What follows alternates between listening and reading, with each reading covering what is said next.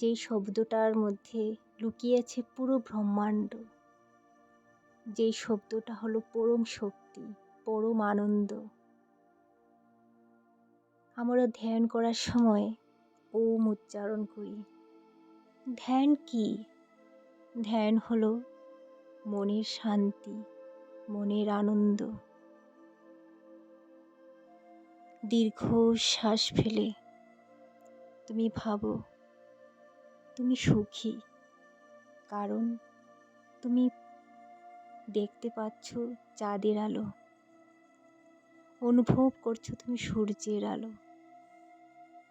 তুমি শান্ত, তোমার চারিদিকে এখন শান্ত পরিবেশ, কোনো চিন্তা নেই তোমার এখন।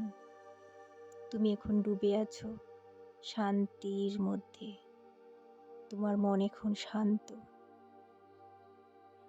ভালো ভালো চিন্তা যেগুলো আছে সেগুলো তুমি এখন অনুভব করো। তোমার সামনের দিনগুলো ভালোই হবে। তুমি ইতিবাচক ধারণাগুলো করো। তোমার কোনো দুঃখ নেই, তুমি শান্ত, তুমি স্নিগ্ধ, তুমি পরম সুখী, কারণ তুমি ঈশ্বরের আরাধনাও করছো। ইতিবাচক চিন্তা, ইতিবাচক যে আমাদের মনোভাব, সেগুলো আমাদেরকে শান্তি যোগায়। আর শান্তির চেয়ে কি আর ভালো হতে পারে?